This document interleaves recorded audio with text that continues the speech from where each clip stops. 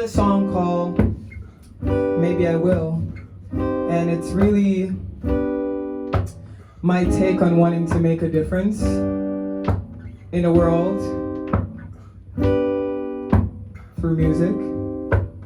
And when I say maybe I will, I'm having my moments of like, is the moment too big for me to make a difference? But I'm ending it with, yeah, I can actually, yeah, we can. Hey, yeah, hey, yeah, here we go. Spare me the fake smiles and pointless conversation. Are you riding with me to the destination? Seems like situation after situation, there really is no right explanation. This has never been a game to me. You're really sounding the same to me. You're not who you claim to be. It's a little too tame for me. It's a little too tame for me. Hey, that's right. Yeah.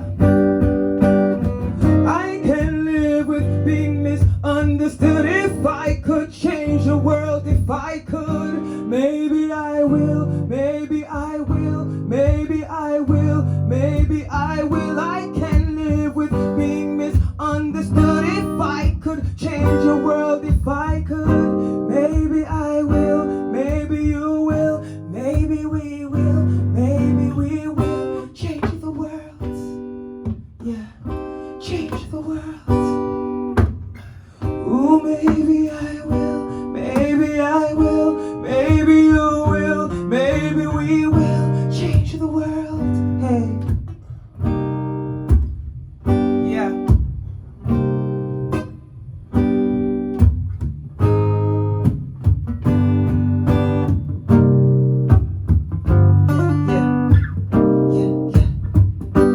Yeah.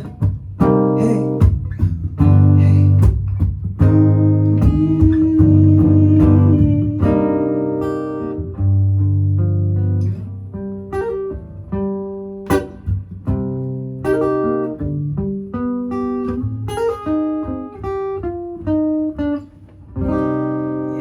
Yeah. Episode 5 here with Rachel Burrell. Ooh, hi. Thank you for joining us on episode 5. My pleasure. And I missed it. Rachel is a unique guest today because she's going to introduce us into the music industry, but more specifically soul. Soul. Exciting. So, Yeah. just to give you guys some context of our relationship, we work together. We established a relationship just based off, I would say, energy. Yeah, just off of energy. Love what you're doing, obviously, or I wouldn't want to be affiliated with it. So yeah. I appreciate that. Mm-hmm. And I want to start today by putting the highlight on her. If you guys get a chance, check out her Instagram page. The Storyteller. The Storyteller. I didn't want to misspell that. And get an inside look on some of the messages she delivers. I want to start by asking first, how did you get involved in the music industry, more specifically soul? Yeah, so I always had a love for the arts, but after just trying to find myself, more specifically like junior year of high school, figuring out like what I have to offer, I think I've always known very early that what I wanted to offer was through my voice and through music. And then I think going through a lot of the things that I've gone through growing up on a personal level, I think it brings out that rawness and that pain that and realness that's going to come through in the music. So I think I didn't necessarily set out to do soul music. I set out to do just real and honest and raw. And I think that actually by definition falls into what soul music is, where it's like coming from the heart and the soul. Yeah. That's awesome. And I love that. It seems like getting into that was kind of like your accountability to like finding a better version of yourself and dealing with what was going on, whether it was challenges throughout life or I know that's a lot of the stuff you talk about on your page. So tell us a little bit about how music was able to help you cope with some of the challenges or different stages you went through in life.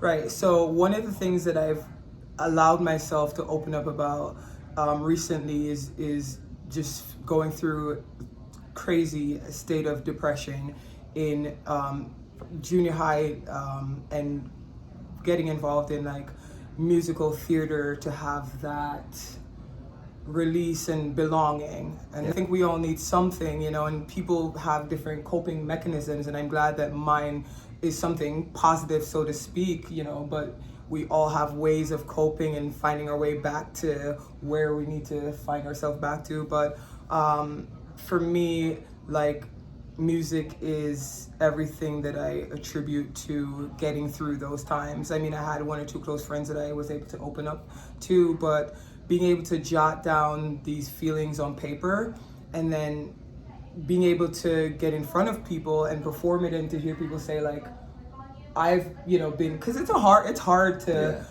put yourself out there like that, because, you know, the work could be judgmental sometimes, but the flip side of that is you could be helping someone to heal and to feel comfortable enough to say, yeah, you know, me too, I've been through that too, I felt that way too. So I've used music to get over that hump, and also now to fuel me to want to share it with other people and to give back. So I'm very deliberate with the things that I write. You know, a lot of people are like, oh, just write that one pop song, that one hit song, and there's nothing wrong with that. For me, it's always been like, this is the path that I'm supposed to take, and I feel like my messaging is designed to reach the people who need to hear it. That's so awesome, because if you guys saw episode 4, I literally spoke about, like, if you see someone down, you must pick them up. And another thing I spoke about is kind of like how this whole Dr. Monday thing started as a recipe for me to cope with my anxieties.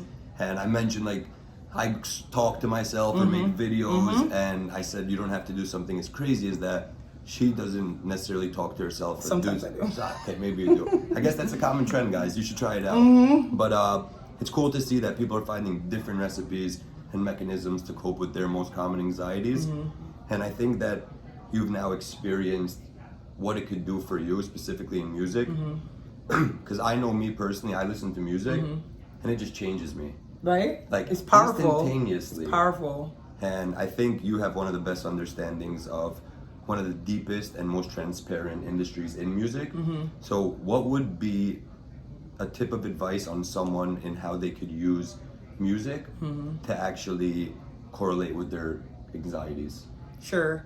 I think you have to be deliberate about what you're listening to, you know, because, again, I could be in like a totally rage mood. I might listen to some rock and roll, or, you know, I might want to pump myself up at the gym. I might listen to some dance music, but, you know, or I might be going through a crazy breakup and I'm going to listen to Mariah Carey. Like, literally help me through my Transparent breakup. queen. Literally help me through my breakup. But, I would say that you want to pay attention to the lyrics. I think I'm a big advocate of, like, not writing nonsense, you know, actually putting thought into what do I want people to take from this. You know, for me, I have a song called Better Days, and again, that was a song that all circles around to when I was, like, trying to get myself out of this crazy funk.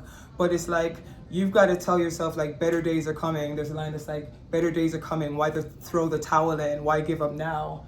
And I talked about this elsewhere, that when I sang, one of the times I sang that song, there's a lady who's, like, going through chemo. I didn't know her. I think she walked in. She saw that there's a live performance and walked into the venue, but she came up to me after the show and literally pulled off her wig and was like, I'm going through chemo, and those lyrics touched me. Wow. So picture someone who didn't even know this as, you know, being on stage. I didn't know this. I didn't invite her to the show. So that really is the power of, when I think of soul music, I think of honesty. If you're doing anything from your heart and soul, it has to be pure and it has to be honest. Like, if it's coming from your heart and soul, it can't be a facade, you know? Yeah, and I think she mentioned something so crucial, how she's buying into these little moments to keep her patient and keep her going. And you just reminded me of kind of how I'm fueling off this thing, where about a year ago, someone messaged me when I was really just starting off with this thing, and they said, thank you, I literally was not gonna wake up and go to work today, saw your video and I'm going to work. And I'm not, like, saying this to take any credit or anything. I'm saying this because you guys could try this for yourselves, for your friends, and as much as it could help others, you'll be surprised how much it helps yourself. Yeah. I mean, we've all complained about Monday at some point, let's be real. Yeah. Including me. I want to take this moment right now to give her a shout out because she has embraced her Mondays. Yes, I have. Ever since she heard about Dr. Monday, I don't think there's a time I walk by her without a yo Monday, yo, let's go. I know, it's so true. And really, like, how do you, so then with that being said, let's jump into the next question. You kind of set me up for this, but how do you celebrate Monday? How do you bring an extra light to your Mondays? And how did you learn to just kind of deal with one of the biggest anxieties that people tend to have? Well, it really, it sounds cliche, but it really is mindset. Actually, Sunday is kind of I call it it's my day. It's very hard to get me to leave. When I leave the house on Sunday, like, I really love you.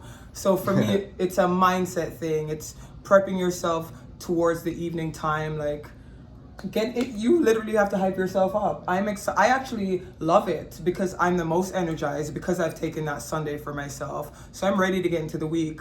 Let's get this done. It's a mental thing. Like, I'm excited to get this done. I want to set my week off right.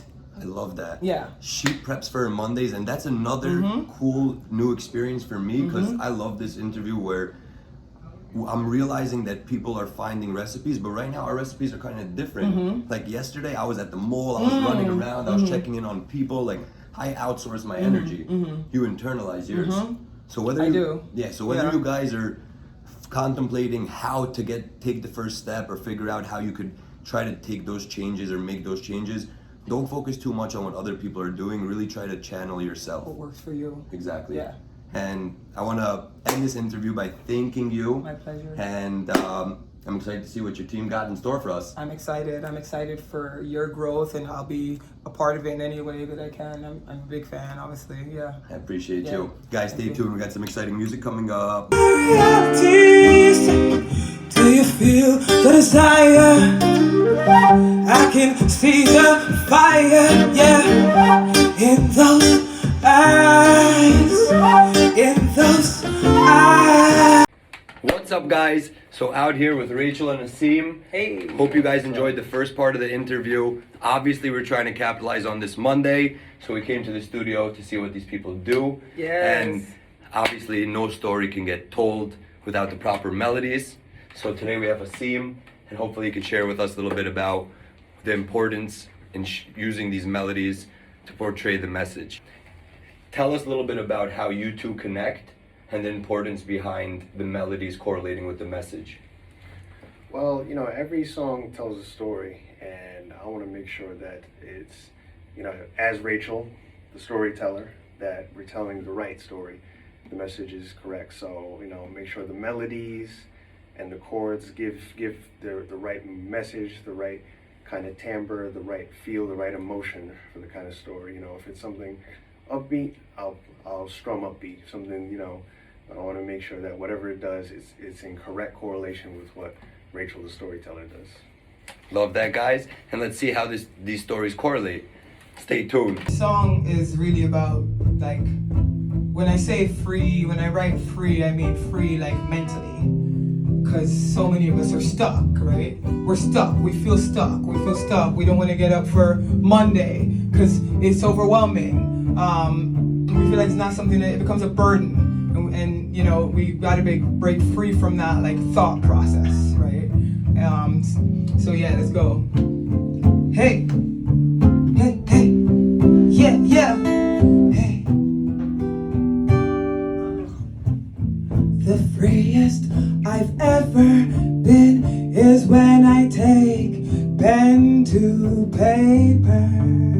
Hey, release my heart on the page, release my soul on the page, release these memories on the page. Let it out, let it out, hey. Let it out, let it out. Yeah, yeah, yeah, yeah. Listen. Oh, if you're holding it all in, it's bondage you're in. Let it out and you will be free. Oh, if you're holding it all in, it's bondage you're in. Let it out and you will be free.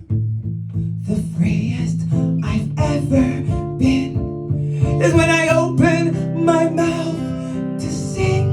Ooh, release words of love to you. Release these good vibes to you. Ooh, release my experiences to you. Let it out, let it out. Hey, hey, let it out, let it out. Yeah, yeah, yeah. Hey.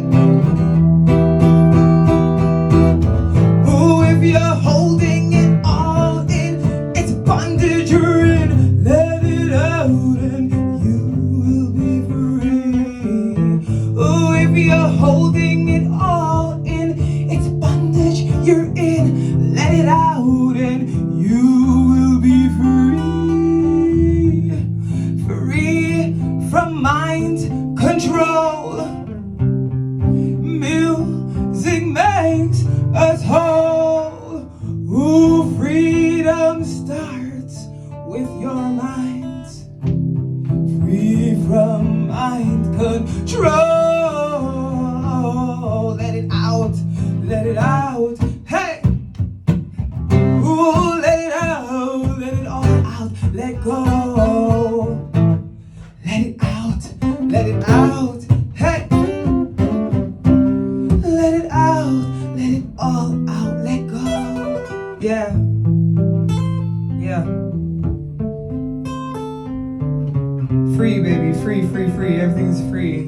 Everything's about freedom. Yeah.